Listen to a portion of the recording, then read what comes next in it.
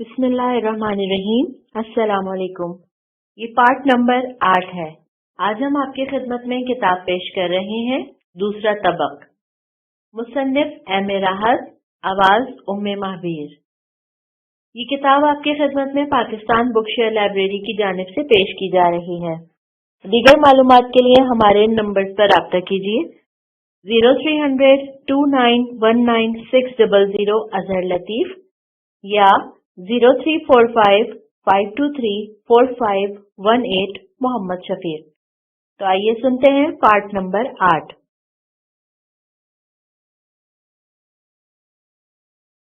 تم لوگ میری بات کو زیادہ توجہ سے نہ دیکھو، یہ میرے دلی جذبات ہیں جو میرے آنسو تھمنے نہیں دے رہے۔ تھوڑا سا آگے بڑھنے کے بعد ہی کوہالا کو سخت بخار چڑھایا اور وہ خاصی نڈھال نظر آنے لگی، اور اس دوران انہوں نے ایک چھوٹا سا آبی جزیرہ بھی دیکھا جو خشک تھا اور جس پر دلدل بھی نہیں تھی، البتہ مفید درخت لگے ہوئے تھے۔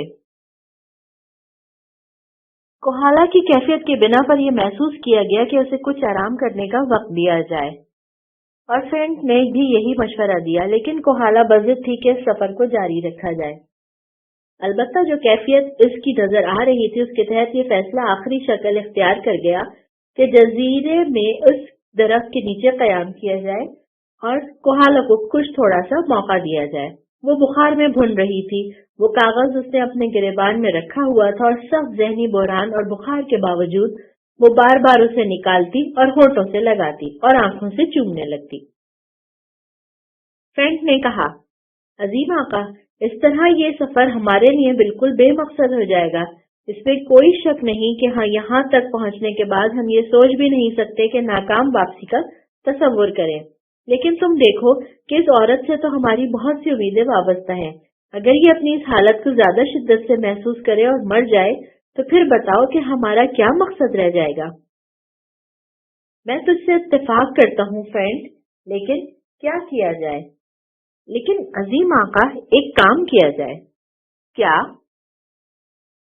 نادر نے پوچھا۔ دیکھو، یہاں پرندے بھی نظر آ رہے ہیں جو کنارے پر آ کر بیٹھ جاتے ہیں کہ تم یوں کرو کہ کوہالا کے ساتھ یہاں قیام کرو اور یہ کشتی میرے حوالے کر دو۔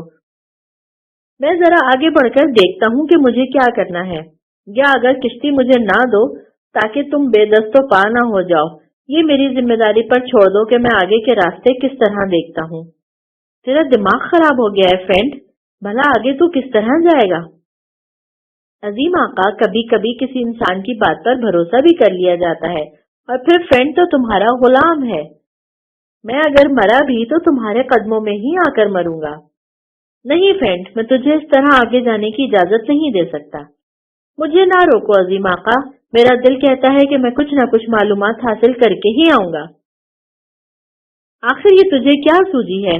ہم ساتھ ساتھ سفر کر تو رہے ہیں، تو بھی تھوڑا سا انتظار کر لے۔ عظیم آقا، بس کبھی کبھی دل جو رہنمائی کرتا ہے وہ بڑی کارآمد ہوتی ہے۔ اب اگر تم مجھے یہ موقع دے دو تو میں تمہارا دل سے شکر گزار ہوں گا، اور وعدہ کرتا ہوں کہ اس کے بعد تم سے کبھی کچھ نہیں مانگوں گا۔ نادر بے بسی کی نگاہوں سے فینٹ کو دیکھنے لگا۔ فینٹ بضد تھا کہ وہ آگے جا کر صورتحال کا جائزہ لے، لیکن بہرحال دو صورتیں تھیں۔ پہلی بات تو یہ کہ فینٹ کو کشتی کے بغیر آگے نہ جانے دیا جا سکتا تھا، حالانکہ اس میں کوئی شک نہیں کہ وہ ایک بہترین تیراک تھا، اور نادر دیکھ چکا تھا کہ ہر لمحے پر وہ اپنی ایک الگ حیثیت کا حامل نظر آتا ہے۔ لیکن اگر کوہالا بچ گئی اور فینٹ آگے جا کر کسی حادثے کا شکار ہو گیا تو کیا کیا جائے گا؟ دوسری بات یہ کہ اگر کشتی سے دے دی جائے اور فینٹ خدا نہ خواستہ کسی مشکل میں پھنس کر اس کشتی کو ہاتھ سے کھو بیٹھے تو پھر اس چھوٹے سے جزیرے پر موت کتنی خوفناک ہوگی، اس کا تصور کیا جا سکتا ہے۔ لیکن فینٹ کشتی لے جانے کو بھی تیار نہیں تھا، اور اس بات پر مسلسل ضد کیے جا رہا تھا کہ وہ آگے جائے گا، اور اس کی ضد سے مجبور ہو کر نادر نے مجبور لہجے میں کہا، ٹھیک ہے فینٹ، میں بہرحال تیرا آقا تو نہیں ہوں اور نہ ہی تو میرا غلام کہ میں تجھے سختی سے ان باتوں کی ہدایت کروں کہ تو ایسا کر۔ نہیں عظیم آقا، تم سختی سے مجھے ہر بات کی ہدایت کر سکتے ہو، لیکن کبھی کبھی دل کے معاملوں میں تنہا بھی چھوڑ دینا چاہیے۔ نادر نے بالآخر مجبور ہو کر فینٹ کو آگے جانے کی اجازت دے دی، لیکن وہ صرف پریشانیوں میں مبتلا تھا۔ تو پھر فرینڈ وہاں سے آگے بڑھ گیا اور پانی کے راستے اس وقت تک نظر آتا رہا جب تک نگاہوں نے کام کیا۔ وہ بہت دور نکل گیا تھا اور اندازہ یہ ہو رہا تھا کہ اب وہ خاصا وقت وہاں لگائے گا۔ ادھر نادر کو کوہالا کی فکر بھی تھی جو بدستور شدید بخار کا شکار تھی اور ذہنی بحران میں مبتلا۔ نادر نے اس کے لیے جس طرح بھی ممکن ہو سکتا تھا حفاظت اور آرام کا بندوبست کیا اور ایک درخت کی جڑ میں اسے لٹا دیا۔ جو کچھ بھی ان کے پاس تھا وہ انہوں نے کوہالا کے جسم پر لپیٹ دیا تھا۔ اس میں کوئی شک نہیں کہ یہاں ابھی پرندے نظر آ رہے تھے، لیکن بندوق کا استعمال بالکل ہی غلط ہوتا۔ کون کہہ سکتا ہے کہ ان راستوں پہ کہاں کہاں اور کس جگہ سفید شیطان یعنی ٹورناڈو کے آدمی بھٹکتے پھر رہے ہوں گے، اور فائر کی آواز یقیناً انہیں متوجہ کر دے گی۔ لیکن اس کے بعد جو نتیجہ ہوگا نادر اچھی طرح جانتا تھا۔ یہاں پڑے ہوئے لکڑی کے ٹکڑوں اور ننھے ننھے پتھروں سے اس نے چند آبی پرندے شکار کیے اور ان معصوم جانوروں کو ذبح کر کے ان کا گوشت بھون کر کھایا اور کوہالا کو بھی کھلایا۔ پتہ نہیں یہ ان آبی جانوروں کے گوشت کی خوبی تھی یا پھر تقدیر کا ایک تعاون کہ کوہالا کی طبیعت بہتر ہوتی چلی گئی۔ پورا دن، پوری رات، پھر دوسرا دن، کوہالا دوسرے دن خاصی مطمئن ہو گئی تھی اور اس نے کہا، یہ تم نے غلط کیا۔ دیوتاؤں کی شکل رکھنے والا بڑی خوبیوں کا مالک تھا اور اب مجھے یقین آ گیا ہے کہ وہ دیوتا نہیں ہے بلکہ انسان ہی ہے، لیکن دیوتاؤں جیسی شکل رکھنے والا میں نہیں سمجھتی کہ جن حالات میں وہ یہاں سے گیا ہے واپس آ سکے گا۔ کاش میں ہوش میں ہوتی تو کبھی اس بات کی اجازت نہ دیتی، کیونکہ ایسی جگہ دلدلوں میں اکثر مگرمچھ پائے جاتے ہیں اور ان سے زندگی بچانا ایک مشکل ہی کام ہے۔ نادر خود بھی کافی افسوس مل رہا تھا اور سوچ رہا تھا کہ اگر یہ اچھا ساتھی اس سے چھوٹ گیا تو زندگی اس طرح بے مقصد ہو جائے گی کہ زندگی کا تصور ہی نگاہوں سے اوجھل ہو جائے گا، اور اس وقت تو بہتر یہی ہوگا کہ قیصر حیات تو چل ہی بسا ہے، وہ بھی اپنی ناکام آرزوؤں کو لے کر زمین کی گہرائیوں میں چلا جائے گا۔ لیکن وہ انتظار کرتے رہے، ایک دن، دوسرا دن، تیسرا دن، اور پھر چوتھے دن انہوں نے محسوس کیا کہ ساحل سے کوئی آ کر لگا ہے، اور جب وہ ساحل سے باہر آیا تو کوہالا اور نادر کی خوشی سے چیخیں نکل گئی۔ وہ فینٹ ہی تھا، خوش و خرم لیکن کچھ عجیب سی کیفیت کا شکار۔ دونوں دوڑتے ہوئے اس تک پہنچ گئے اور نادر نے فینٹ کو سینے سے لگا لیا تھا۔ فینٹ، اگر تو واپس نہ آتا تو یقین کر شاید کم از کم میں اس جزیرے سے نکلنے کی کوشش نہ کرتا اور یہیں رہ کر موت کا انتظار کرتا کہ موت جس قدر ممکن ہو سکے مجھ تک پہنچ جائے۔ اور عظیم آقا، مجھے اندازہ تھا اس بات کا کہ میرے بغیر تم مرنا بھی پسند نہیں کرو گے، اس لیے میں نے موت سے بھی کہہ دیا کہ خبردار مجھ تک پہنچنے کی کوشش مت کرنا۔ اور عظیم آقا، تم نے مجھے اجازت دی اور میں نے تم سے کہا تھا نا کہ میرا دل گواہی دیتا ہے کہ میں واپس آؤں گا تو کچھ نہ کچھ لے کر ہی آؤں گا، اور یقین کرو کہ میں ان کا پتہ لگا کر آیا ہوں۔ اور اس بات کو سن کر کوہالا اور نادر کے چہرے شدت جوش سے سرخ ہو گئے۔ تب فرینڈ نے اپنی کہانی کا آغاز کیا اور اس میں کوئی شک نہیں تھا کہ وہ فرینڈ پر یقین رکھتے تھے، یعنی وہ جو کچھ کہتا ہے غلط نہ کہتا ہوگا، اور وہ بے چین تھے کہ فرینڈ سے اس بارے میں معلومات حاصل کرے۔ تو فرینڈ نے کہا، اور کیا ہی دلچسپ سفر رہا عظیم آقا میرا، کہ شاید میں تم سے صحیح انداز میں بیان نہ کر سکوں۔ عظیم آقا، میں اس نہر کے راستے تیرتا ہوا آگے بڑھتا رہا اور یہ نہر بہت طویل ہے، لیکن ہمیں اس کی طوالت سے کوئی نقصان نہیں پہنچے گا کیونکہ ہم راستے ہی میں اپنا مقصد پا لیتے ہیں۔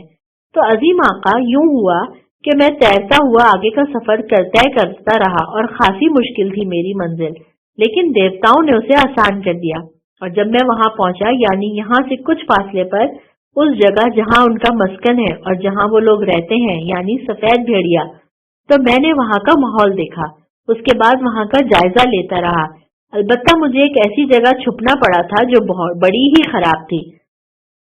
عظیم آقا، میں تمہیں کیا بتاؤں، یوں سمجھو مگرمچھوں کا مسکن تھا، اور وہ پانی سے تنگ آ کر وہاں خشکی میں بیٹھ جایا کرتے تھے، اور جب میں اس علاقے کے بارے میں مکمل معلومات حاصل کرنے کی کوشش کر رہا تھا تو مگرمچھ میرے نزدیک پہنچ گئے، اور اس کے بعد میری مجبوری تھی کہ میں وہاں سے فرار حاصل کروں، اور میں نے اس جگہ سے پانی میں چھلانگ لگا دی اور غوطہ مارتا ہوا دور تک نکل آیا۔ پھر یوں سمجھ لو کہ میرے اور مگرمچھوں کے درمیان ایک دوڑ شروع ہو گئی تھی۔ میں راستے کے کئی جزیروں پر رکا جہاں نرسل نہ ہوتے वहाँ थोड़ी देर तक दौड़ लेता, यहाँ तक कि मैं उस दलदल को अबूर करके वापसी का सफर तय करता हुआ खासी दूर निकल आया। लेकिन फ्रेंड, क्या तुम भूखे प्यासे ही अमल करते रहे? नहीं अजीम आका, मैं जड़े और परिंदों के अंडे खाता रहा था। और किसी घड़ियाल या मगरमच्छ ने तुम्हें कोई नुकसान नहीं पहुंचाया? क्यों नहीं अजीम आका, एक मगरमच्छ ने मेरा पीछा किया था, लेकिन पानी में। मैं बहुत तेज और फुर्तीला बन जाता हूँ, शायद तुम्हें यकीन ना आए, लेकिन यह हकीकत है कि अब से कुछ वक्त पहले की बात है कि मैं उचक कर एक मगरमच्छ की पीठ पर सवार हो गया और चाकू से उसकी आंखें फोड़ दी, और चाकू को उसकी आंखों में इस कदर दूर तक पहुंचा दिया कि मगरमच्छ के भेजे में उतर गया। और फिर अजीम आका, मैंने यूं किया कि अपने बदन पर मगरमच्छ का खून मल लिया। तब तुम उसे अब भी महसूस कर सकते हो। और उसके बाद कोई मगरमच्छ मेरे करीब तक नहीं आया, क्योंकि शायद वो मुझे अपनी ही नस्ल का कोई फर्द समझ रहे थे। खुदा की पनाह, तुमने जिंदगी को कितनी मुश्किल में डाल दिया था फ्रेंड। लेकिन अब जरा ये तो बताओ कि वहाँ जो कुछ तुमने देखा वो क्या था? और उसके बाद फ्रेंड उन्हें सारी तफसीलात बताता रहा, और उस दौरान कोहाला भी खामोशी से ये बातें सुनती रही थी। उसने आंसू भरी आवाज में पूछा, और क्या तू उनकी बस्ती में भी दाखिल हुआ था फ्रेंड? नहीं, मैं वहां तक नहीं पहुंच सका मुअज़्ज़ज़ औरत, क्योंकि उनमें जाने का मतलब ये था कि मैं अपने आप को नुमायां कर दूं और मेरे लिए खतरात पैदा हो जाए। मैंने काफी फासले से उन्हें देखा था। तो फिर अब ये बता फ्रेंड कि हम वहां पर आसानी से सफर कर सकते हैं? आसानी तो खैर इस पूरे सफर में कहीं भी मुमकिन नहीं है अजीम आका, लेकिन बहरहाल हम वहां जा सकते हैं, और अब मैं वहां तुम्हें ज्यादा आसानी से ले जा सकता हूँ। फ्रेंड की ये कोशिश जिस तरह कारगर हुई थी, उससे नादिर के दिल में उमंगों के कुछ और चिराग भी जल गए थे। गोया तकदीर वाकई उसकी मदद करने को आमादा है। ये तो खैर बात की बात थी कि चांदजादी किस तरह उन्हें हासिल होती है, और उसके हुसूल के बाद जिस तरह कोहाला ने कहा कि एक मुहिम का आगाज होगा, जबकि ये सब कुछ बहुत अजीब सा नजर आता था, लेकिन बहरहाल वो इस बात पर यकीन रखते थे। सूरज गुरूब हुआ और अंधेरा उतरने लगा। मंसूबे के मुताबिक चांद तुलू होने का इंतजार किया जा रहा था। नर्सलों की झुंड से उन्होंने 2 मुर्गियां पकड़ी थी, और अब वो ये सोच रहे थे कि उनके भूनने के लिए आग जलाई जाए या नहीं। लेकिन सबका मुतफक्का फैसला यही रहा कि आग ना जलाई जाए, क्योंकि उसकी सुर्खी और धुआं दूर से देखा जा सकता है। इसलिए इस रात का खाना खुश्क गोश्त और परिंदों के अंडों पर मुश्तमिल था, और ये अच्छा ही हुआ कि उन्होंने आग ना जलाई। बेशक फासला बहुत ज्यादा था, लेकिन फिर भी यहाँ सफेद शैतानों के आदमियों की आमद रहती थी। अंधेरा जब गहरा हुआ तो उन्होंने चप्पू चलने की आवाजें सुनी, और ये देखा उन्होंने कि बहुत सी छोटी छोटी कश्तियां उनके जजीरे के बहुत करीब से गुजर रही थीं। इन कश्तियों की तादाद का वो अंदाजा नहीं लगा सके थे। एक लंबी कतार थी और हर कतार के पीछे कोई चीज बंधी हुई थी। वो लोग बातें करते और कहकहे लगाते जा रहे थे। उन लोगों ने दम साध लिया, और ये अंदाजा भी नहीं होने पा रहा था कि टोर्नाडो इस गिरोह में शामिल है या नहीं। ताहम उन्होंने अपनी सांस तक रोके रखी थी, ताकि किसी को अंदाजा न हो सके, और वो नर्सलों के एक झुंड में अपने आप को छुपाए हुए थे। तब उन्होंने दूर से देखा कि थोड़े ही फासले से वो लोग गुजर रहे हैं और एक दूसरे से कुछ कहते जा रहे हैं। खतरा ये हुआ कि इस जजीरे पर कोई रुक न जाए। चुनाचे नादिर ने मध्यम आवाज में कहा, फ्रेंड, क्या ख्याल है, क्या हम यहाँ से निकलने की कोशिश करें? अजीम आका, अगर हम इसी तरह दबके रहे तो उन्हें हमारी मौजूदगी का इल्म नहीं होगा। कौन जाने कितनी देर यहाँ ठहरेंगे। बेहतर होगा कि हम यहीं ठहरे रहें। अलबत्ता एक तरकीब मुझे सूझी है। क्या? नादिर ने सवाल किया, और फ्रेंड उसे आहिस्ता आहिस्ता कुछ बताने लगा। उसके बाद नादिर खामोश हो गया था। वो निस्बतन बुलंद मुकाम पर थे, जबकि वो लोग जिनका ताल्लुक यकीनी तौर पर सफेद भेड़िए या टोर्नाडो से था, किसी कदर नशेब में थे। इसलिए नादिर और फ्रेंड अलाव के शोले देख सकते थे और उनकी आवाजें भी सुन सकते थे। वो यहाँ खाना खा रहे थे, और उसके बाद तकरीबन 1 घंटा गुजर गया। जब 1 घंटा गुजर गया तो नादिर और फ्रेंड भी उठ गए। फ्रेंड ने आहिस्ता से कहा, ठीक है अजीम आका, हम चलें। कहाँ? कोहाला ने आहिस्ता से पूछा। जरा इन लोगों के बारे में कुछ अंदाजा तो लगाया जाए कि कौन लोग हैं और कितनी देर तक ये यहाँ मौजूद रहेंगे। लेकिन लेकिन तुम फिक्र मत करो, हम देख कर आते हैं। लेकिन खुदा के लिए जरा एहतियात से काम लेना, कोहाला बोली। फिर कुछ वक्त गुजरने के बाद ये दोनों आहिस्ता आहिस्ता उस तरफ चल पड़े और जब वो उनमें से कोई 20 गज के फासले पर थे तो अचानक ही नादिर का पांव फिसल गया और वो एक छपाके के साथ पानी में जा गिरा। उसके पानी में गिरने की आवाज सुन ली गई थी और वो होशियार हो गए थे। फौरन ही फ्रेंड ने अपने मुंह पर हाथों का भोंपू रखा और दरियाई घोड़े की सी आवाजें निकालने लगा। ये आवाजें बड़ी कारगर हुई थी और वो लोग जो चौंक कर उठ गए थे ये समझकर कि पानी का छपाका किसी दरियाई घोड़े ने किया है, खामोश हो गए और उसके बारे में बातें करके कह लगाने लगे। नादिर ने फौरन ही अपने आप को संभाल लिया था और चंद लम्हात तक वो पानी में साकित और जामिद रहा और फिर एहतियात से रेंग कर नर्सलों के झुंड में घुस गया और यहाँ से उन लोगों का ज्यादा फासला नहीं था। सो ये दोनों नर्सलों के झुंड में घुसकर उनकी गुफ्तगू सुनने की कोशिश करने लगे। अलाव के गिर्द जो लोग मौजूद थे उनकी तादाद अंदाजे के मुताबिक 20 से 25 के करीब थी। उनमें से एक जो यकीनन इस गिरोह का अफसर था, न जाने कौन सी नस्ल का बाशिंदा था, ये अफ्रीकी नहीं था। बाकी लोग ज्यादातर मखलूत नस्ल के अफराद मालूम होते थे। उन लोगों के पास शराब के डब्बे भी थे जो लकड़ी से बने हुए थे और उनमें सुराख करके शराब निकाली जा रही थी। अक्सर के दिमाग पर शराब चढ़ गई थी और उनकी जबानें खुल गई थीं। उनमें से एक की आवाज उभरी, टोर्नाडो जमीन पर रहने वाला कुत्ता जिसने हम सबको मुसीबत में डाल रखा है, ये करो कि वो करो, हर वक्त मसरूफ रहो। अब बताओ, हम जश्न में शरीक नहीं हो सकेंगे जबकि ये लोग जश्न मनाएंगे। हाँ, ये वाकई एक अफसोस की बात है, लेकिन बेहतर होगा कि तुम उसे बुरा भला ना कहो। क्यों ना कहूँ? क्यों? तुम खुद सोचो, दुनिया ऐशो इशरत की जिंदगी बसर कर रही है और हम यहाँ इन वीरानों में जी रहे हैं। इन वीरानों में जीने का जो फायदा है उसका अंदाजा तुम नहीं लगाओगे। वैसे मुझे अंदाजा है कि तुम्हारे दिमाग को शराब चढ़ गई है और फिर हमें जश्न के बारे में भी मालूम है कि अभी तो उसमें काफी वक्त है, कम से कम 4 दिन मसरूफियत में गुजरेंगे। पहली बात यह है कि किश्तियां तैयार नहीं है, दूसरी ये कि बरतानिया के जहाज परी भी मंडला रहे हैं। खुदा समझे, इन बरतानिया वालों से हमारे काम में मुसलसल दखल अंदाजी करते रहते हैं।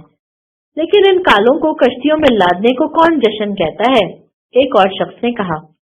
मगर इस बार जो नायाब हीरा में दरियाफ्त हुआ है उसकी कीमत तो कुछ अजीम ही होगी। ऐ लोगों, तुम में से किसी के दिल में ये ख्वाहिश नहीं उभरी कि उसे छूकर देखें? वो कितनी सफेद है, किस कदर हसीन है, और वो जब उसके बाल हवा में उड़ते हैं तो यूं लगता है जैसे आसमान की परियां रक्सा हो गई हों। काश मुझे सिर्फ एक बार छूकर देखने का मौका मिल जाए। लेकिन मैं इस मुहिम में शरीक नहीं जब टोर्नाडो इस लड़की को लेकर आया था। आखिर वो आई कहाँ से है? क्या टोर्नाडो का सफर आसमानों तक मुमकिन हो गया है? उसने वहीं से उसे पकड़ा है। नहीं, वो इसी जमीन की बाशिंदा है और हाथी दांत के ताजिर की बेटी है। उफ, क्या हुस्न पाया है जालिम ने! क्या आंखें हैं, क्या रंग है, क्या रूप है, और कैसी हसीन लगती है वो जब उसकी आंखें आंसुओं से साफ हो जाती हैं। उसकी आंखों में आंसू हो तब भी वो बहुत खूबसूरत लगती है। बस यूं महसूस होता है जैसे नन्हे नन्हे चमकदार पत्थर किसी आबशार से गिर रहे हों। मगर ये नीलाम आखिर है कब? पहले तो ये तय हुआ था कि किश्तियों के रवाना होने से एक दिन पेशतर ये नीलाम किया जाएगा, लेकिन टोर्नाडो का कहना है कि नीलाम बहुत जल्द कर दिया जाए और मैं जानता हूँ कि उसने ये क्यों कहा है। क्यों कहा है? वो इस लड़की से खौफजदा है और न जाने क्यों टोर्नाडो के दिल में ये एहसास बैठ गया है कि इस लड़की की वजह से कोई मुसीबत भी नाजिल हो सकती है। बड़ी बेवकूफी की बात है, जिस जगह हम कयाम पजीर हैं वहां मुसीबत का क्या वास्ता। नहीं, खतरे को हमेशा जहन से दूर नहीं करना चाहिए और जरूरी है कि खतरे से बचा ही जाए। चलो मुझे कुछ दो, दूसरे ने कहा। हाँ लो, ये उसके नाम पर। शायद कोई जाम बढ़ाया गया था। क्या ये हो सकता है कि हम नीलाम से पहले वापस पहुंच जाएं? मुमकिन नहीं है। वो लोग न जाने क्या क्या गुफ्तगू करते रहे। कभी तो वो उस हसीन के हुस्न के तारीफ करते और जो तारीफें वो कर रहे थे वही तारीफें नादिर और फ्रेंड ने कोहाला की जबान से सुनी थी और उन्हें यकीन हो गया था कि ये सारी बातें मिशेल के बारे में ही कही जा रही हैं। बहरहाल वो लोग अपनी बकवास करते रहे और फिर शराब के नशे ने सबको बेखबर कर दिया। उन्होंने यहाँ कोई पहरा वगैरह करने की जरूरत महसूस नहीं की, क्योंकि जाहिर है उनके अलावा यहाँ और कौन आ सकता था, और अगर कोई गैर मुताल्लिक शख्स इस तरफ का रुख भी करता तो दीवाने के सिवा उसे और क्या कहा जा सकता था। फिर अचानक ही फ्रेंड अपनी जगह से उठा और उसने सर्द लहजे में नादिर के कान के पास मुंह करके कहा, चीफ, अगर इजाजत हो तो। اس نے ایک ہاتھ اپنی گردن پر پھیرا اور نادر کسی سوچ میں ڈوب گیا۔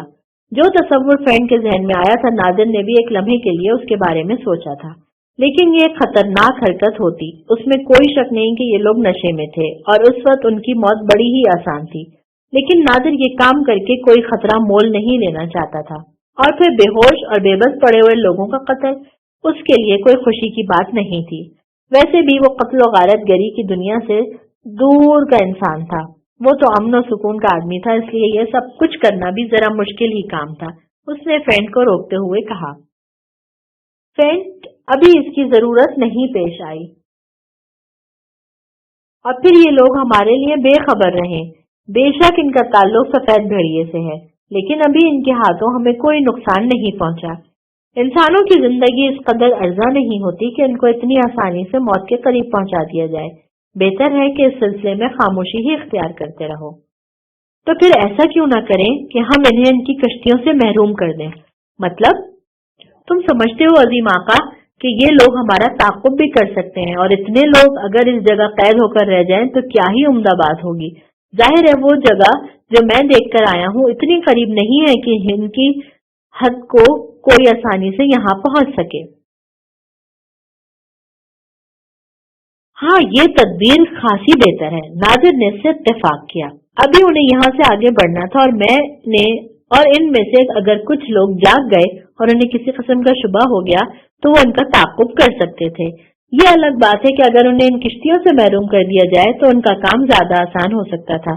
چنانچہ اس فیصلے پر آخری غور کرنے کے بعد وہ سانپ کی طرح رینگتے ہوئے اس جگہ پہنچے جہاں خوفناک لوگوں کی کشتیاں درخت کے تنوں سے بندھی ہوئی تھی۔ کئی بڑے ڈونگے تھے جن میں ان لوگوں کے ہتھیار اور کھانے پینے کی چیزیں رکھی ہوئی تھیں، لیکن اس وقت انہوں نے ان چیزوں کا لالچ کرنے کے بجائے چاقو نکال کر رسا کاٹ دیا، کشتیوں کو دھکیل کر دور کر دیا۔ چند ہی سیکنڈ کے بعد کشتیاں دھارے میں پہنچ چکی تھیں اور بہاؤ کے ساتھ ساتھ بہہ کر وہ اندھیرے میں غائب ہو گئی تھیں۔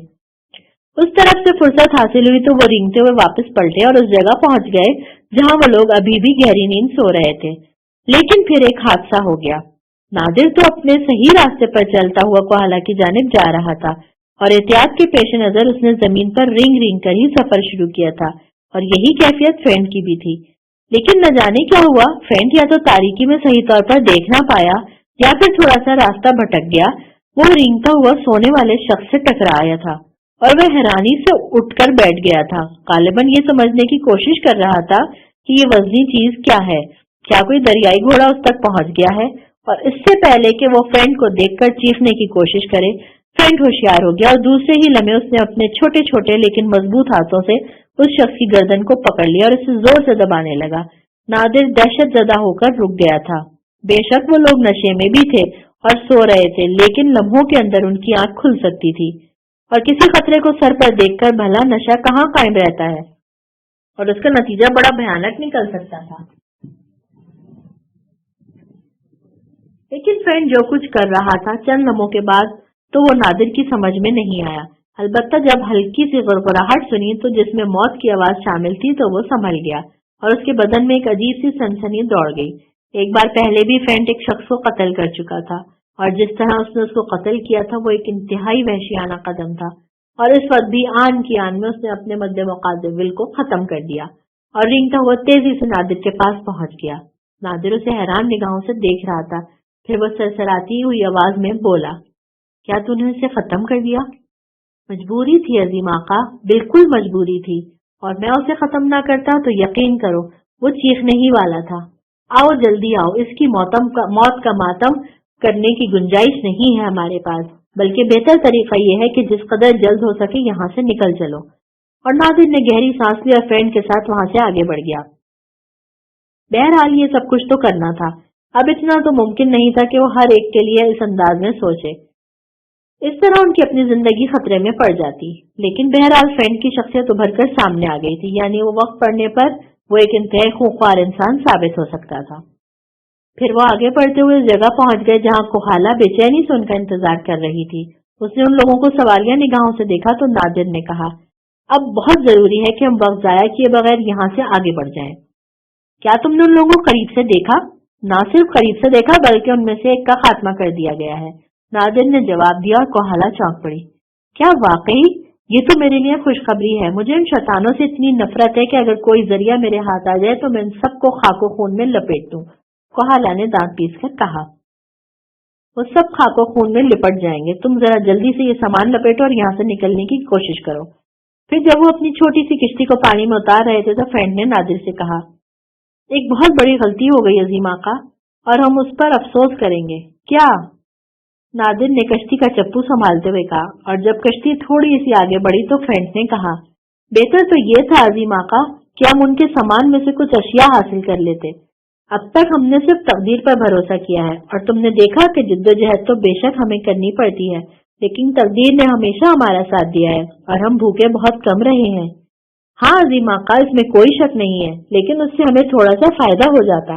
وہ کیا؟ بس آقا, ہمیں آسانیاں حاصل ہو جاتی. جو گزر گیا اسے بھول جاؤ. لیکن تم نے مجھے نہیں بتایا کہ واقعہ کیا ہوا ہے. واقعہ یہ ہوا ہے کوہالا کہ ہم نے ان کی کشتیاں پانی میں بہا دی ہیں, اور اب تو وہ پانی کے بہاؤ پر اتنی دور نکل گئی ہوں گی کہ وہ یہ تصور نہیں کر پائیں گے کہ ان کی کشتیاں کہاں گئیں. فرینڈ نے قہقہا لگایا اور کہنے لگا, ان کشتیوں میں ان خوخوار لوگوں کے ہتھیار اور کھانے پینے کی دوسری اشیاء تھیں.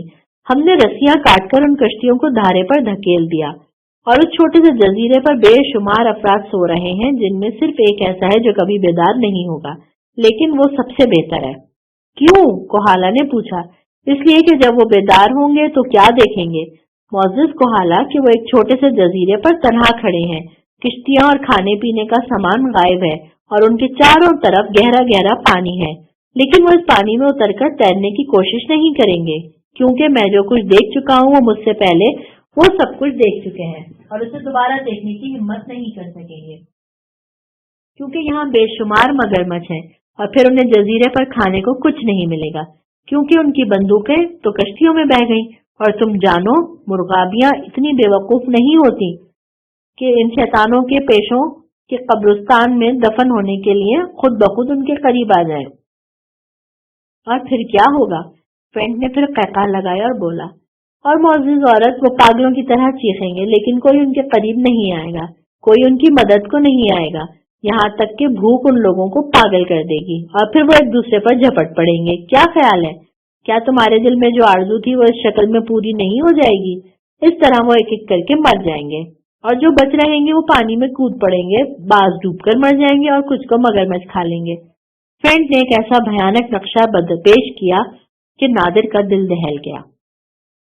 لیکن بہرحال وہ جو کچھ کہہ رہا تھا وہ ایک حقیقت تھی جس سے انکار نہیں کیا جا سکتا تھا. تاہم ان حقیقتوں کو نظر انداز کرنے کے بعد اب انہیں اپنے آنے والے وقت کے بارے میں سوچنا تھا, جس کے لیے کچھ نہیں کہا جا سکتا تھا کہ کیا ہو.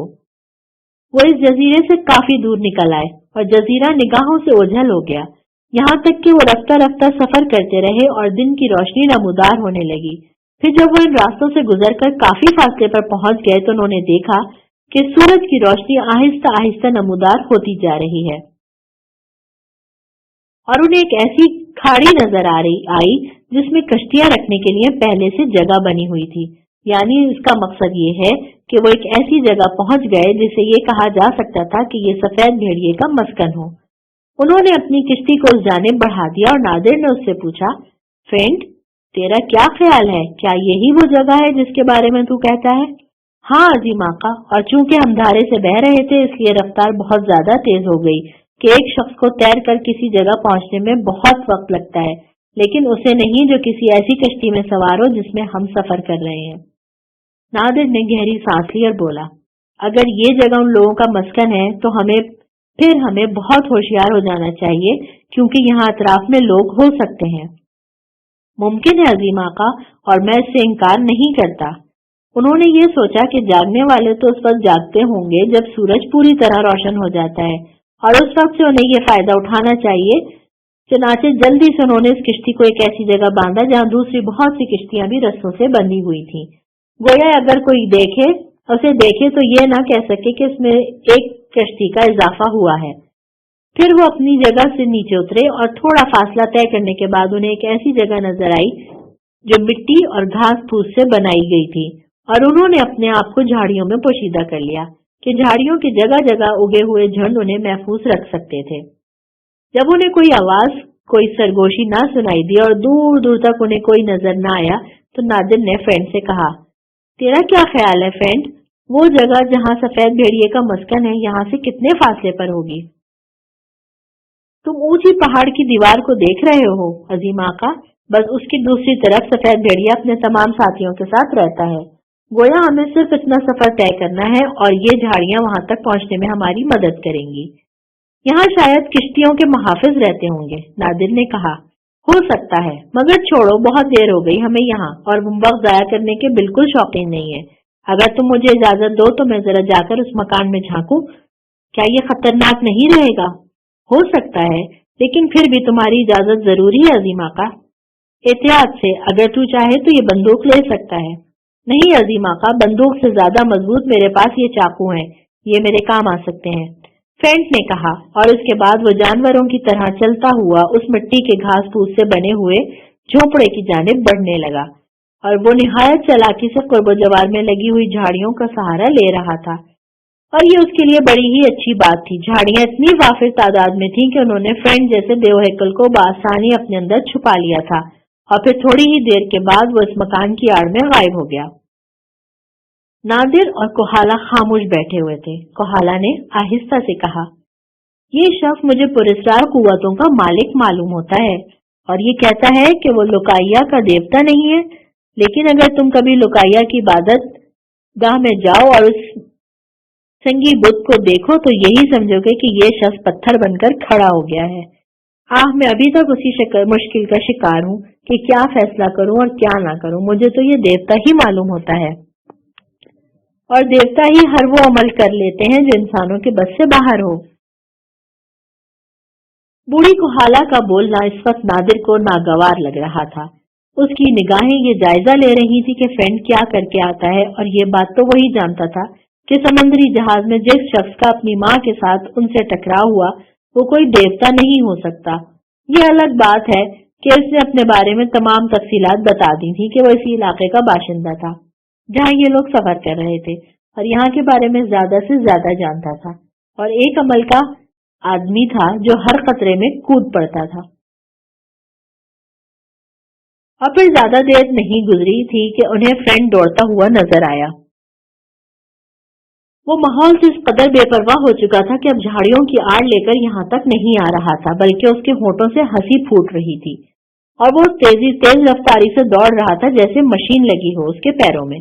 और उनके पास पहुंचने में उसने देर न लगाई। फिर उसने कहा, कोई नहीं है अजीम आका, जब इंसान को शामत घेरती है तो वो अपनी आंखें बंद कर लेता है। इन इलाकों में आने के बाद सफेद भेड़िए ने हर किस्म के हिफाजती इंतजामात नजरअंदाज कर दिए हैं और वो ये समझता है कि भला यहाँ कौन आ सकता है। ये तो उसकी मुमलिकत है और क्या खूब मुमलिकत है अजीम आका, जरा देखो तो सही। काफी दल में भम बनाते हुए मच्छर, काफी तादाद में भन बनाते हुए मच्छर और टरटराते हुए मेंढक। वाह! फ्रेंड ने फिर एक टका लगाया। कोहाला और नादिर मुस्कुराती निगाहों से उसे देख रहे थे। और अजीम आका, हमारे लिए उन्होंने इस बंद मकान में जो कच्ची मिट्टी और घास फूस से बना हुआ है बहुत कुछ छोड़ा है। जरा आओ तो सही, जरा देखो तो आका, क्या ही उम्दा लोग हैं ये। वाह! क्या है वहाँ? नहीं आका, मेरे कहने से कुछ नहीं होगा, जरा आओ तो सही। और वो उन दोनों के हाथ पकड़कर खींचने लगा। नादिर भी मुस्कुराने लगा था और कोहाला भी। और अब बहरहाल अब माहौल ऐसा था कि कोई छोटी सी छोटी खुशी हो, बस खुशी होने के लिए कोई खास बात की जरूरत महसूस नहीं होती थी कि गमों से कितना उकता गए थे ये लोग कि बस हंसने का कोई बहाना ही नहीं मिलता था। और वो इस मकान के दरवाजे से अंदर दाखिल हो गए। वहाँ खाने पीने का काफी सामान मौजूद था, भुना हुआ गोश्त, बिस्किट, सलाद, नारंगियां और केले। इसके अलावा ऐसे ड्राई फ्रूट्स जो प्लास्टिक के थैलों में पैक थे। गोया सफेद भेड़ियों ने गुलामों की खरीदारी के लिए आने वालों को हिदायत कर दी थी कि जब वो महज़ब बस्तियों से आए तो वो उसके लिए वो तमाम चीजें लाएं जो इन वीरान आबादियों में नहीं मिलती, यानी कॉफी की शीशियां, खुश्क दूध, चाय की पत्ती और मीठा करने के लिए शक्कर, और ये सब कुछ यहाँ मौजूद था और बर्तन भी थे। फिर वो दूसरी चीज हथियार, यानी तेज धार तलवारें जो चमड़े के लिबास बने हुए थे चमड़े के लिबास पहनी हुई थी, राइफलें, चौड़े चौड़े खांडे जिन्हें ताकतवर लोग इस्तेमाल करते थे और जिनमें से बाज बहुत ही बड़े बड़े थे। फिर बारूद की पट्टियां और जो सबसे बड़ी चीज थी यहाँ, वो कपड़ों से भरे हुए बक्स थे जिन्हें फेंट ने खोल दिया और उनमें से कपड़े निकाल निकाल कर अपने बदन पर सजाने लगा। सिर्फ ये बल्कि उसके साथ ही सोने के सिक्कों के चमड़े की थैलियां भी थी जिन्हें पेटियों के जरिए कमर से बांध लिया जाता है। फेंट ने कहा, जरा देखो मौजूद औरत, बड़ी माँ, और तुम भी जवान आदमी, क्या ये लिबास मेरे बदन पर फिट नहीं है? और वाकई मोटा कपड़े का एक ऐसा लिबास जिसे शायद आधी पतलून के तौर पर इस्तेमाल किया जाता होगा, लेकिन एक चौड़े चकले आदमी के लिए, और वाकई वो फेंट के बदन पर बिल्कुल फिट था और कमीज भी बिल्कुल उसके नाप की थी। जब वो लिबास फेंट ने अपने बदन पर सजाया तो संजीदा रहने वाली औरत यानी कोहाला के हलक से भी एक पुरजोर कहकहा निकल गया और नादिर भी हंसा। फिर वो पेट पकड़ पकड़ कर हंसे और फेंट खुशी की निगाहों से उन्हें देखने लगा। फिर उसने कहा, और इस लिबास की कीमत कोई मेरे दिल से पूछे जो रोने वालों को हंसा देता है। वाह, क्या ही उम्दा बात है। और फिर फेंट ने लिबास पर एक चौड़ी पेटी बांधी और हंसकर कहने लगा, मुझे तो खुशी है इस शख्स पर, और शायद मैं उसे अपने हाथ से कत्ल ना कर सकूं जिसका ये लिबास है, और इसका पूरा लिबास मेरे बदन के मुताबिक। जरा देखो तो अजीम आका, ये भी जिसमें पिस्तौल लटका हुआ है मेरी कमर पर फिट आ जाती है, और मैं तो बहुत ही खुश हूँ। नादिर हंसता रहा और वाकई उसे अपनी हंसी पर खुद भी ताज्जुब था कि अमूमन यही होता था कि जब भी कभी हंसने की बात आई उसके दिल में अपना माजी गर्दिश करने लगता और मुस्कुराहट गमों के साए में आ जाती, लेकिन वो लम्हात बड़े दिलचस्प थे।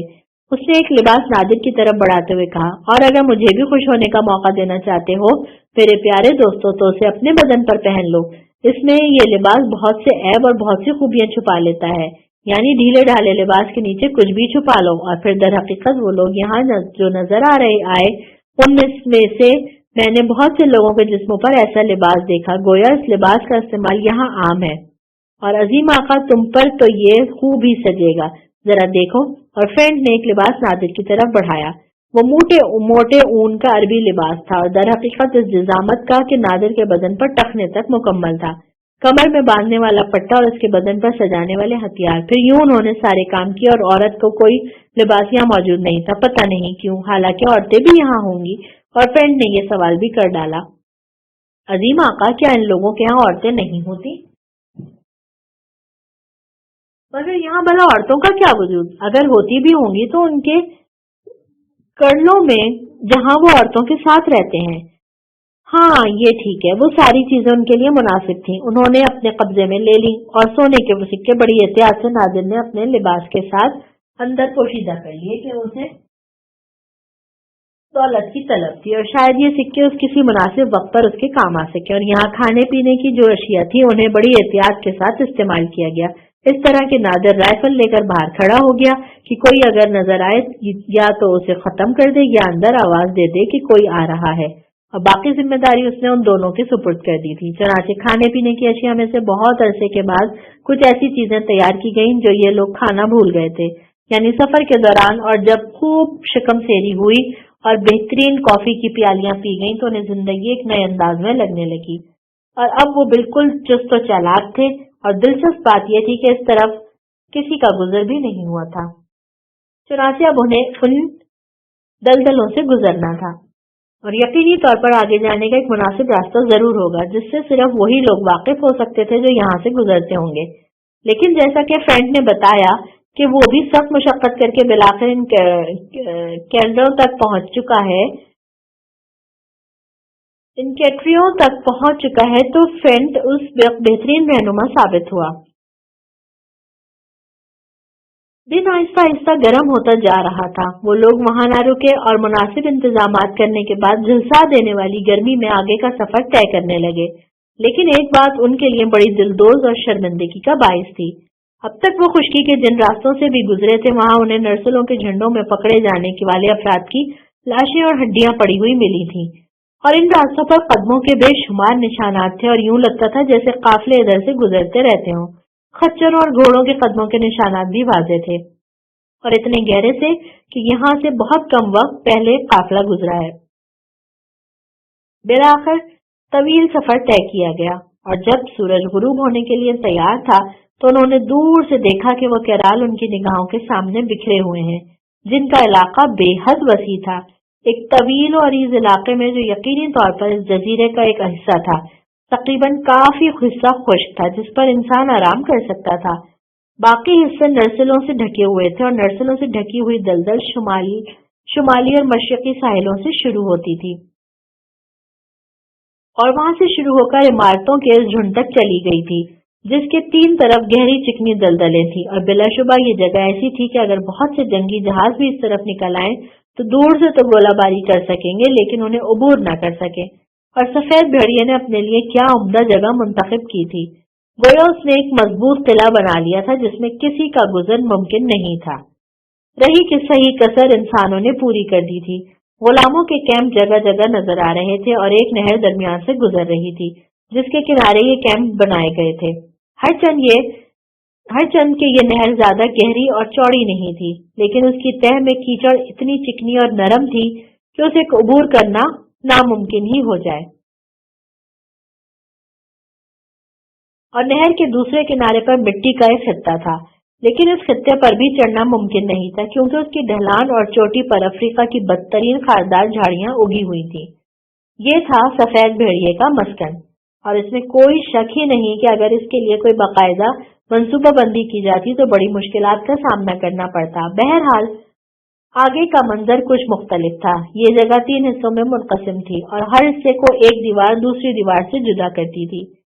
ان تینوں حصوں میں وہ حصہ جو مشرق کی طرف تھا اصلی جگہ تھی، یا یہ کہا جا سکتا ہے کہ پورے کیمپ کا مرکز۔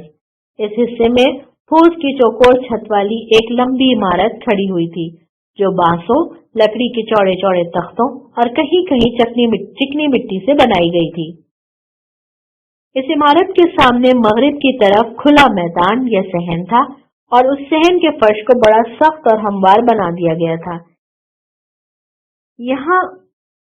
یہاں مزدوروں سے اس جگہ کو مکمل کرنے کا کام بھی لیا گیا تھا۔ پھر اس کے بعد دور اور جگہیں نظر آ رہی تھی، یہ بھی بانسوں کے بڑے بڑے سائبان بنے ہوئے تھے جو چاروں طرف سے تو کھلے ہوئے تھے لیکن ان کی دیواریں نہیں تھیں۔ یہی وہ جگہ تھی جہاں ایک چوڑا چبوترا بنا ہوا تھا، اور چبوترے پر غالباً خرید و فروخت ہوتی تھی۔ گویا مہمان سامنے کے راستوں سے سمندری راستے سے گزر کر اس کھاڑی میں داخل ہوتے اور یہاں سے اس جگہ پہنچتے اور پھر اپنی پسند کے انسان خرید لے جاتے۔ یہ دور جو جدید دور کہا جا سکتا ہے اور جس میں نہ جانے کیا کیا سائنسی آسائشیں انسان کو حاصل ہو چکی ہیں، اس جگہ زمانہ قدیم کی وہی شکل پیش کرتا تھا جب غلاموں کی باقاعدہ تجارت ہوا کرتی تھی، اور انسانوں میں سے ایک نسل ایسی بھی تھی جو جانوروں سے بدتر۔ بہرحال کچھ اور عمارتیں اس سے الگ نظر آ رہی تھیں، ان میں ٹین کی چھتیں پڑی ہوئی تھیں۔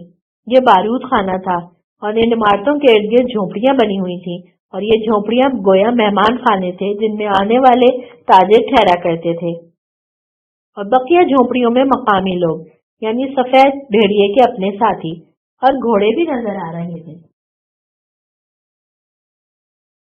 اور کتنے ہی خوفناک راستوں سے گزر کر ان گھوڑوں کو یہاں تک لایا جاتا ہوگا، لیکن یہ بھی حقیقت ہے کہ ہر جانور اپنے راستے کا عادی ہو جاتا ہے۔ دوسرا احاطہ غالباً ان لوگوں کے لیے تھا جہاں گرفتار شدہ غلام رکھے جاتے تھے۔ اس عمارت میں کوئی اور عمارت نہ تھی بلکہ پھوس کے کئی سائبان یا جاڑے نظر آتے تھے جہاں غلاموں کی خرید و فروخت کی جاتی تھی۔ فرق صرف اتنا تھا کہ یہ سائبان بہت لمبے لمبے اور بڑے ہوتے تھے، اور ان میں ایک سرے سے آخری سرے تک آہنی سلاخیں یا کھوٹے گڑے ہوئے تھے، اور ان کھوٹوں میں زنجیریں پڑی ہوئی تھیں، اور ان زنجیروں سے انسانوں کو باندھا جاتا تھا جو اس وقت تک آہنی زنجیروں میں قید رہتے جب تک کہ فروخت نہ ہو جاتے۔ بہرحال یہ پوری جگہ ایسی تھی کہ انسان اپنے ذہن پر قابو نہ پا سکے۔ وہ نہر جو درمیان سے گزر رہی تھی اس پر لکڑی کا ایک ایسا پل تھا جسے ضرورت کے وقت اٹھا دیا جاتا ہوگا۔ یہ پل غلاموں کے احاطے کے عین سامنے تھا، اور اس کے تحفظ کے لیے ایک نیچی سی دیوار بھی بنی ہوئی تھی۔ پھر وہ دروازہ تھا جس پر خاردار جھاڑیاں تھیں۔ اس طرح سفید بھیڑیے نے ان کی حفاظت کا انتظام بھی کر لیا تھا، اور یہاں چند افراد بھی نظر آ رہے تھے جن کے ہاتھوں میں رائفلیں موجود تھیں، لیکن وہ لاپرواہی سے یہاں موجود تھے۔ اس میں ان پہرے داروں کی ویسے تو یہاں ضرورت نہیں تھی، لیکن یہ بھی ہو سکتا ہے کہ زندگی سے تنگ آئے ہوئے وہ لوگ جنہیں گرفتار کر کے ان کی بستیوں سے لایا جاتا تھا کبھی سر اٹھانے کی کوشش کریں تو ان پر آگ اور موت برسا دی جائے۔ یہ ساری حفاظتی تدبیریں غلاموں کی بغاوت کے خوف سے کی گئی تھیں، کیونکہ یہ ایک ایسی جگہ تھی جہاں شاید ہی کوئی دشمن پہنچ سکے۔ یہاں یہ الگ بات ہے کہ گھر کے رہنے والے ہی اگر کبھی گھر کو برباد کرنے پر تل جائیں تو صورتحال خراب ہو جاتی ہے، اور اس صورتحال کی خرابی کے لیے یہ تمام انتظامات کیے گئے تھے۔ کیا ہی بھیانک جگہ ہے، نادر نے پیشانی مسلتے ہوئے کہا۔ وہ سب اتنے گمسم تھے کہ نادر کی بات کا کسی نے جواب ہی نہیں دیا۔ ان کی نگاہیں جو کچھ دیکھ رہی تھی اس پر ششدر تھیں۔ یوں ایک طویل خاموشی کے کچھ دیر کے لیے ماحول پر اپنا تسلط قائم کر لیا۔ یوں لگ رہا تھا جیسے طلسمی باب کھل گیا ہو اور انسان درندگی کے اس جادو کے سامنے بے بسی سے کھڑا خلاف پر نگاہیں جمائے ہوئے ہے۔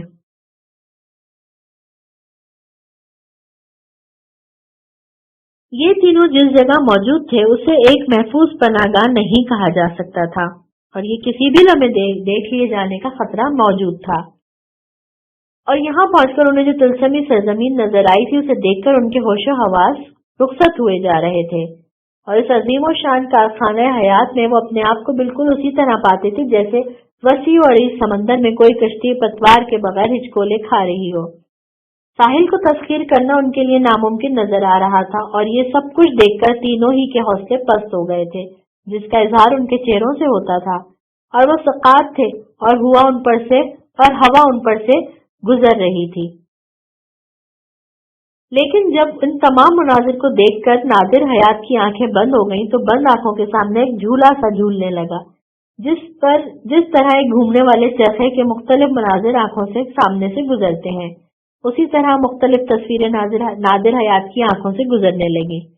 یوسف حیات، قیصر حیات، فرخندہ اور وہ طنز کرنے والے جو اب یہ سوچتے ہوں گے کہ اس طرح یوسف حیات کی کہانی ختم ہوئی کہ اس کی شاندار حویلی غیروں کے قبضے میں آ گئی، وہ خود مر گیا اور اس کے بیٹے دنیا سے رخصت ہو گئے، یا پھر منہ چھپا کر کسی ایسے گوشے میں جا بیٹھے جہاں سے اب ان کی واپسی ممکن نہ ہو۔ اور دفعتاً نادر کی بند آنکھیں کھل گئیں۔ ان آنکھوں میں خون کی سرخی لہرا گئی تھی، اور ان دونوں میں سے کوئی نہ سن سکا، لیکن خود نادر کے کانوں نے اپنی آواز سنی۔ ایسا تصور اس وقت تک ممکن نہیں جب تک کہ موت میرے چاروں طرف تاریکی نہ بکھیر دے۔ میں کسی چیز کو خاطر میں نہیں لاتا، اور یہ سب کچھ جو میرے سامنے ہے درندگی کا ایک ایسا مظاہرہ ہے جس کی مثال ممکن نہیں۔ اور حقیقت یہ ہے کہ اپنی ذات کے لیے تو ہزاروں غم پال لیے جاتے ہیں، اور ہر غم انسان کو یہ احساس دلاتا ہے کہ وہ دنیا کا مظلوم ترین آدمی ہے، لیکن یہ سیاہ اور سفید لوگ جو ان درندوں کے قیدی ہیں کیا زندگی گزار رہے ہیں۔ کم از کم میری زندگی آزاد تو ہے، موت کا استقبال بھی کروں گا تو کھلی فضاؤں میں، اور وہ جن کے پیروں میں غلامی کی زنجیریں پڑی ہوئی ہیں، اور شاید وہ خوبصورت لڑکی جس نے اپنے ارمانوں کے تاج محل بنائے ہوئے ہوں، وہ بالکل فرخندہ کی طرح، اور وہ اس وقت بے یار و مددگار ہے، کیسے اب کسی کے ہاتھ فروخت کر دیا جائے اور وہ حسن کی دیوی اس کی غلامی کرے گی، جو اپنی مرضی اور اپنے مزاج کے مطابق اس سے ایسے کوئی نیک کام کے لیے جان کی بازی کیوں نہ لگا دی جائے، جس سے کم از کم اور کچھ نہ ہو تو روحانی سکون تو ملے، اور یہ توقع ہو کہ نیکیوں کے عوض شاید کوئی کام بن جائے، اور اگر اس کوشش میں موت بھی آ جائے تو کم از کم یہ دکھ نہ رہے گا کہ ایک ناکامی کی موت حاصل ہوئی۔ ویسے تو صحرائے اعظم افریقہ کے کسی بھی ایسے حادثے سے دوچار ہوا جا سکتا تھا، مثلاً خوفناک درندے، مثلاً کالا بخار، یا پھر زہریلی مکھیوں کے کاٹنے سے واقع ہونے والی موت۔ موت کا تصور بھی اگر اپنی مٹھی میں آ جائے تو کیا ہی دلچسپ بات ہوگی، اور اس احساس نے اس کے دل و دماغ میں آگ روشن کر دی، انتقام، جوش اور کچھ کر ڈالنے کی آگ۔ تو اس نے نئی نگاہوں سے سامنے کے ماحول کو دیکھا اور پھر ان دونوں سے کہا، دیو قامت فرینڈ اور معزز عورت، اب تجھے ایک بوڑھی اور ناکارہ عورت نہیں کہوں گا کہ اب تک کے سفر میں تو نے جس قدر ہمت اور مردانگی کا ثبوت دیا ہے وہ ناقابل یقین ہے، اور ایسا کہ اگر کسی سے کہا جائے تو وہ تسلیم نہ کرے۔ اگر تم یہ سب کچھ دیکھ کر بدحواس ہو گئے ہو تو اپنی اس بدحواسی کو اپنے ذہنوں سے نکال پھینکو۔ ہم جانتے ہیں کہ اس عظیم و شان گروہ کو قبضے میں کرنا مشکل ہے، लेकिन हम तो अपनी कोशिशें करने के लिए आए हैं। और सुनो मोअज़्ज़ज़ कोहाला और मेरे अजीम दोस्त फ्रेंड, मैं तुम लोगों से सिर्फ इतना कहूंगा कि इंसान के अज़म के आगे समंदर भी ज़ेर हो चुके हैं और अपनी वो रिवायात खो बैठे हैं। और ऐसे ही खलाओं में हवा हुआ है कि जदीद दौर में तुमने देखा कि आसमान पर परिंदे उड़ते रहते हैं और उनके साथ इंसान भी। और समंदर की गहराइयां अब इंसानी निगाहों से दूर नहीं है, तो वो इंसान ही तो हैं और हम भी इंसान हैं। तो कोशिश कर लेते हैं अक्ल और जहानत से काम लेकर और ऐसी मंसूबाबंदी करते हैं कि कुछ हो जाए। हाँ, इस पर मशवरा जरूरी है। चुनाचे पहला अमल हमारा ये होना चाहिए कि हम अपने लिए महफूज जगह तलाश करें। उन दोनों ने चौंकी हुई निगाहों से नादिर को देखा। फिर बूढ़ी को हाला के होठों पर मुस्कुराहट फैल गई। उसने कहा, बहुत बड़े और अजीम दिल के मालिक हो तुम नौजवान। दर हकीकत मैं अपनी मोहब्बतों का वजन करने लगी थी और सोच रही थी कि क्या इन हालात को देखकर मैं अपना अज़म बरकरार रख सकूंगी, लेकिन तुम्हारे अल्फाज ने मेरे अंदर एक नया हौसले को जगा दिया है। और अजीम आका, मेरे बारे में तो तुम सोचना ही छोड़ दो। अब यूं समझो कि मैं तुम्हारे वजूद का तीसरा टुकड़ा हूँ, यानी एक तुम, एक हम दोनों का दोस्त और हमारा भाई जो अब बज़ाहिर इस दुनिया में नहीं है,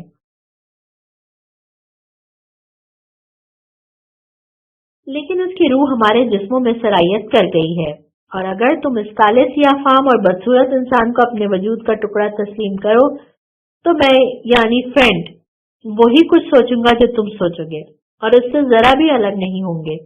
मैं क्यों कि अब मेरी कायनात में तुम्हारे सिवा और कुछ भी बाकी नहीं बचा। नादिर उस शख्स के अल्फाज से बहुत मुतासिर हुआ था। उसने फ्रेंड का हाथ पकड़कर उसे चूमते हुए कहा, ना तू काला है ना बदसूरत। और फ्रेंड की आंखों में एक लम्हे के लिए नमी आई, लेकिन सियाह नाम देवजाद रोना नहीं जानता था। चुनाचे आंखों में आ जाने वाले पानी को उसने फौरन वापस आंखों के अंदर धकेल दिया और उसके बाद उन्होंने फैसला किया कि कोई ऐसी मुनासिब जगह तलाश करें जहां से वो इस माहौल का बेहतर तरीके से जायजा ले सकें। वो रास्ता जिस पर ये तीनों चल रहे थे उन्हें इस नहर पर ले आया जो इंतहाई शुमाल में थी। ये नहर सबसे बड़ी थी और इससे दूसरी नहरें निकाली गई थीं और ताहद निगाह ये नहर फैली हुई थी।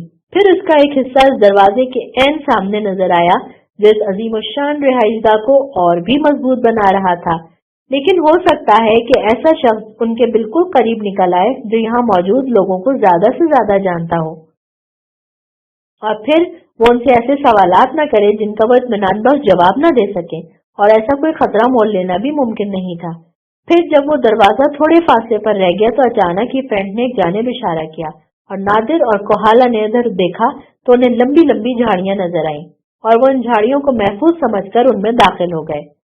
यहाँ तक कि इन झाड़ियों का सहारा लेकर जिनका सिलसिला दूर तक फैला हुआ था, वो इस नहर के ऐन किनारे पर पहुंच गए तो फ्रेंड्स ने कहा, अजीम आका, मेरा ख्याल है हम मुनासिब जगह आ गए हैं और देखो वो उस तरफ सफेद भेड़िए का घर है।